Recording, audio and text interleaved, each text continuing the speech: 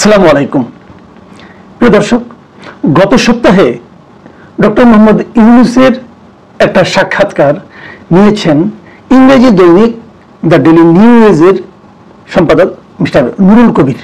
এবং এই সাক্ষাৎকারটা প্রচারিত হওয়ার পর খুব যেটা আলোচিত হয়েছে, আলোড়িত হয়েছে, মানুষের মুখে মুখে রটেছে, আমার সেরকম মনে হয় না। খুব বেশি একটা এটা নিয়ে যে আলোচনা সমালোচনা হয়েছে তাও আমার মনে হয় না। কিন্তু আমার বিবেচনা, এবং অনেকে এটা বলবে না, যারা ইন্টারভিউ দেখেছেন তারা সবাই এটাও বলেছেন যে বাংলাদেশের যে কটা মিডিয়াকে ডক্টর ইউনূস ইন্টারভিউ দিয়েছেন, অন্ততপক্ষে আমার চোখে পড়েছে, এর আগে বণিক বার্তাকে দিয়েছেন, প্রথম আলোকে দিয়েছেন এবং ডেইলি স্টারকে দিয়েছেন, সেই যে ইন্টারভিউগুলো হয়েছে সেগুলোর তুলনায় নুরুল কবিরের ইন্টারভিউটা ছিল অনেক বেশি ম্যাচিউরড এবং অনেক বেশি পেশাদারিত্বমূলক।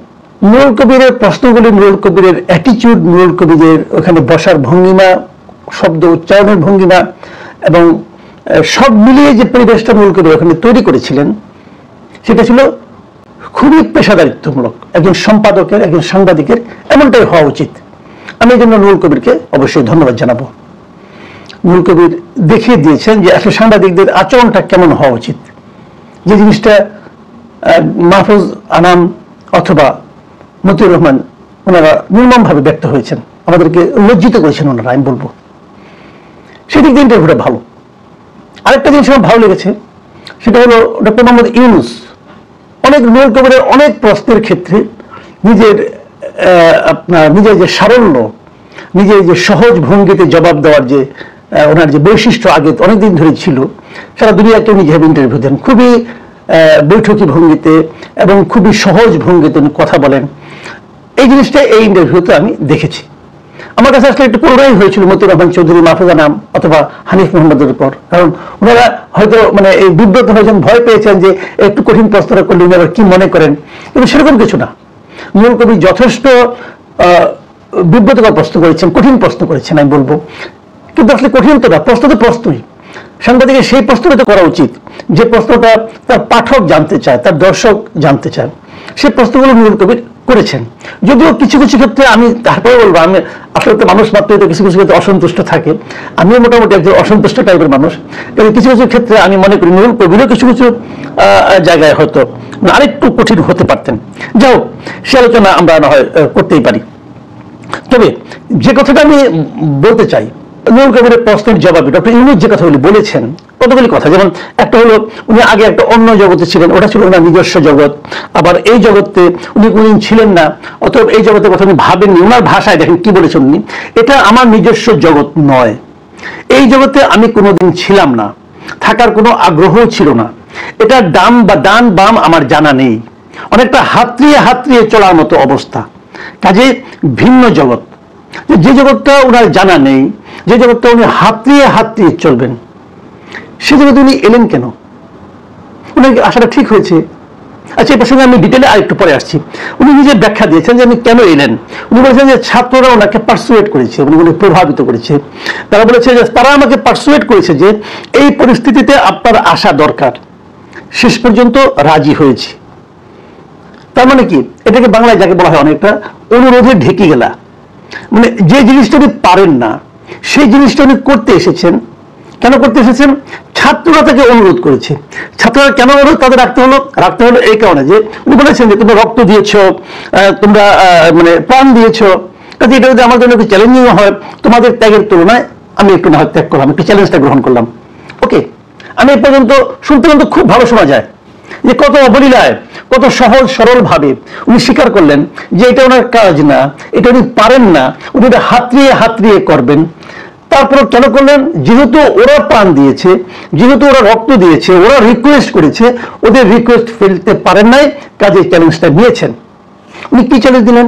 উনি সেই চ্যালেঞ্জটা নিয়েছেন যেটা উনি কখনো করেন নাই, যেটা উনি কখনো করতে চান নাই, যে ব্যাপারে, যে জিনিসটা করার ব্যাপারে ওনার কোনো রকম প্রস্তুতি নাই, উনি সেই জিনিসটা করার চ্যালেঞ্জ গ্রহণ করেছেন ওদের রিকোয়েস্টে, যেটাকে একটু আগে বললাম অনুরোধে ঢেকে গিলেছেন উনি।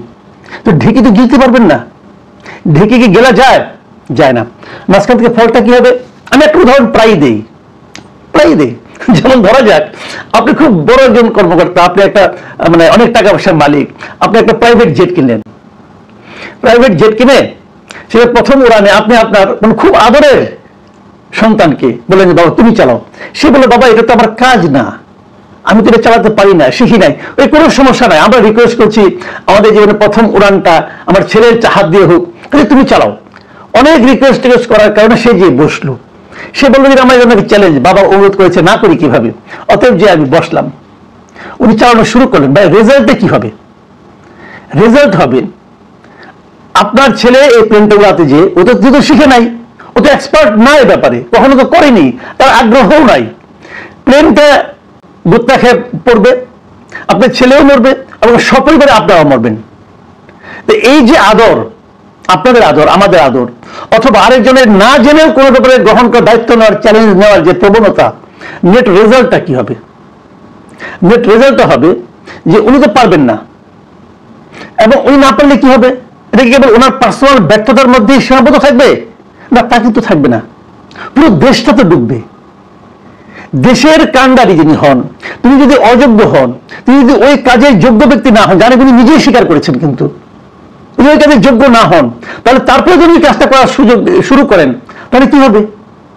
পুরো দেশটাই তো মুখ থুবড়ে পড়বে। এখানে তো বিনয় এবং ভদ্রতার কোনো জায়গা নাই রে ভাই। ডক্টর ইউনূস একজন অসাধারণ ভালো মানুষ, ডক্টর ইউনূস একজন অসাধারণ সৎ মানুষ, তাই বলে কি ডক্টর ইউনূস একজন অসাধারণ যোগ্য মানুষ?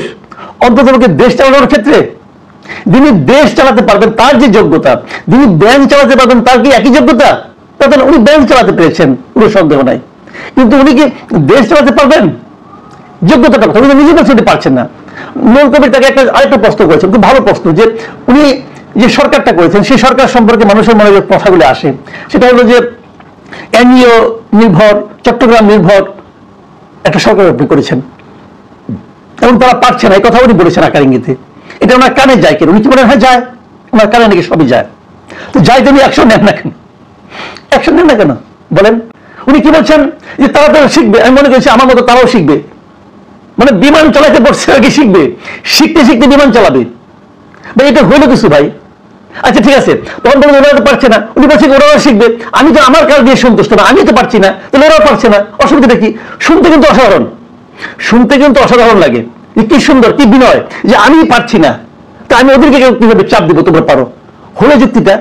যুক্তিটা হলো না। এই যুক্তিটা হলো এক ধরনের দায়িত্বহীন ব্যক্তির উক্তি। উনি কিন্তু বুঝতে হবে এটা কিন্তু ওনার পার্সোনাল প্রপার্টি ঠিক করার দায়িত্ব নিয়ে আসেন নাই, এটা একটা ন্যাশনাল প্রপার্টি, একটা জাতির ভবিষ্যৎ নির্ভর করছে ওনার এবং ওনার নিয়োজিত উপদেষ্টাদের সাফল্য অথবা ব্যর্থতার উপর।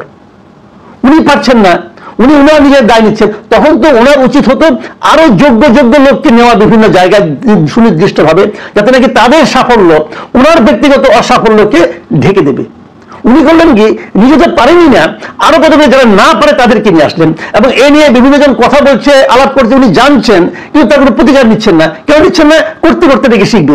ভাই এই এক্সপেরিমেন্ট করার দায়িত্ব তো আপনাকে কেউ দেয় না রে ভাই। অথবা আমি বলি কি আপনাকে দায়িত্ব দিয়েছে আমি জানি না, দেশের একজন নাগরিক হিসাবে আপনার এই এক্সপেরিমেন্ট করার মানসিকতা আমি গ্রহণ করতে পারবো না, কারণ আমার জীবনের শঙ্কা আছে। আমি তো মনে করি আপনি আমাদের পুরো জাতির এই 22 কোটি 20 কোটি মানুষ, 18 কোটি মানুষের, পুরো 18 কোটি মানুষের ভবিষ্যৎ বর্তমান নিয়ে আপনি খেলাধুলা করছেন। এত দায়িত্বহীন কথা একজন একটা দেশের সরকার প্রধান কি করে বলে আমি এটা বুঝতে পারি না। আমি আগেই বলেছি ডক্টর ইউনূস অসাধারণ একজন ভালো মানুষ, উনি সৎ মানুষ, উনি সরল ভাবে নিজের অদক্ষতা, নিজের অযোগ্যতাকে স্বীকার করছেন, কিন্তু এই স্বীকারোক্তি আমার কি কাজে আসবে যদি সেটা জাতিকে আরো 15 বছর 20 বছর পিছিয়ে দেয়? কি কাজে আসবে? সারল্য কোন ভিত্তি হতে পারে না সাফল্যের। সাফল্যের ভিত্তি যোগ্যতা, একমাত্র যোগ্যতা দিয়েই সাফল্য পাওয়া যাবে, সারল্য দিয়ে নয়। ডক্টর ইউনূস নিজেই স্বীকার করেছেন উনি নিজেও অযোগ্য, ওনার মন্ত্রী পরিষদও অযোগ্য। হয়তো অনেকে বলবেন উনি বিনয় করে বলেছেন, না বিনয় করে বলেননি, উনি আত্ম উপলব্ধি থেকে বলেছেন। সে আত্ম উপলব্ধিকে আমি অর্ডার করি, কিন্তু এই আত্ম উপলব্ধির পরের যে কাজগুলো, আত্মলব্ধি হওয়ার পর ওরা যে বলা উচিত ছিল যে ওরা পারছে না, ওদেরকে আমি সরিয়ে দেবো, সেই যে না বলাটা, এটাকে আমি পছন্দ করি না।